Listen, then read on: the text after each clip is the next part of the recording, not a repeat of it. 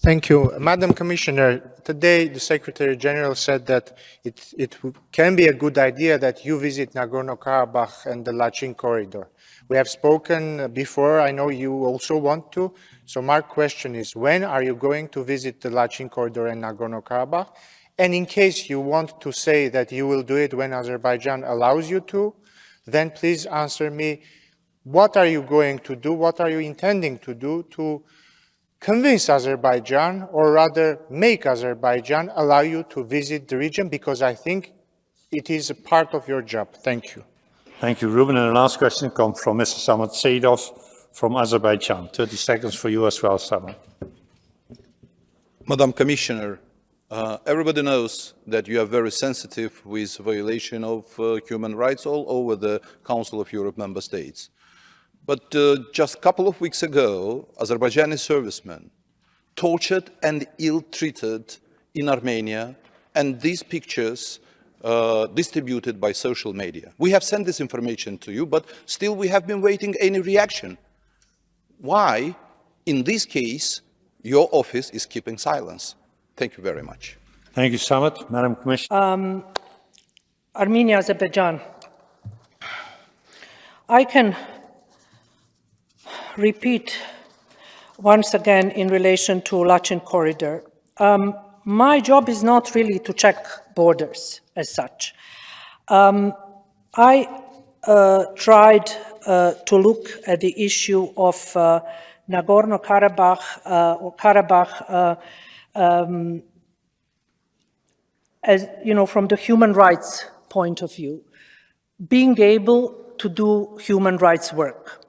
And until now, I was not able to do so.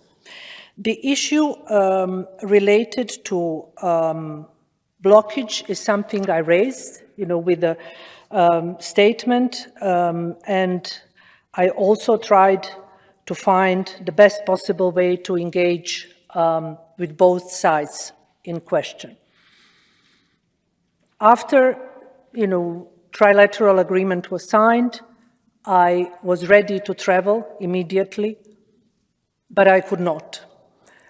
I issued a memorandum with the clear issues and clear recommendations to Armenia and to Azerbaijan on issues related, already it was raised, missing persons, access, human rights of children, elderly, all the issues that are important in this conflict. Not one single issue from either side was tackled. And now it's more than 2 years. Not one single issue.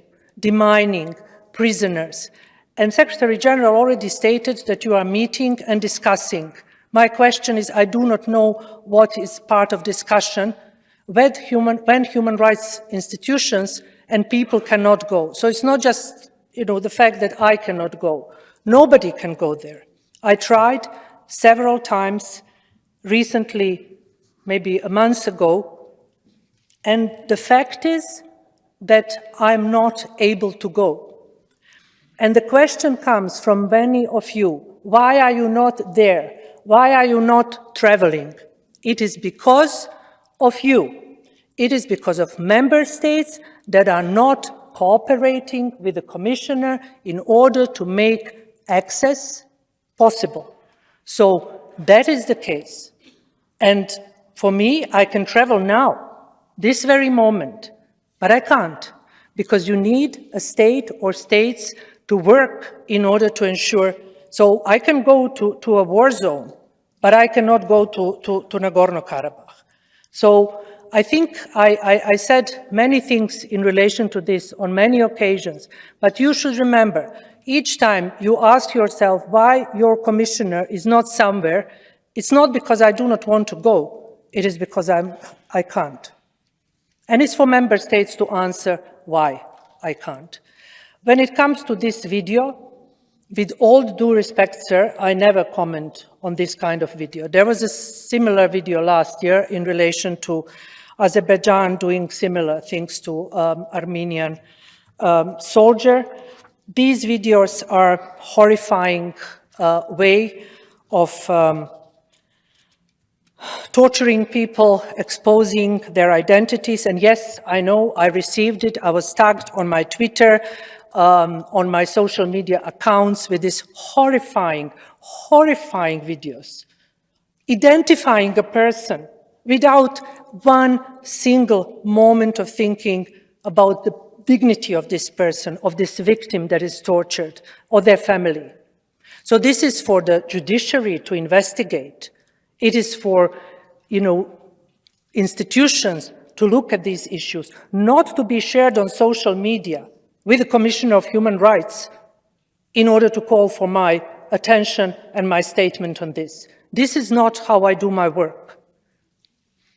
And this is, of course, something that is not the first time that is happening. I do not use my social media in order to expose torture, but I use it in order to make sure that there is accountability for grave human rights violations that are happening in both countries, and that happened not only during this last war, but also previously, which is something that has been dealt with, again, in my memorandum in very many details. And I invite you to look at it and to engage with me, with the ombudspersons in both countries, in order to see some light. Accusing each other constantly is not going to help, and I will still not be able to go and do my human rights work. But do not try to politicize the institution of the Commissioner. Thank you. Thank you very much, Madam Commissioner, and that makes that I now have to conclude the list, the questions to you. There were many more, but I think you answered in depth to the questions posed to you, and I want to thank you once more, Dunja, for answering our questions and for updating our assembly.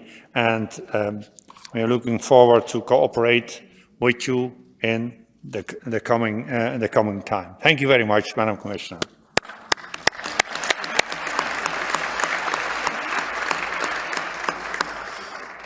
The Assembly will hold its next public sitting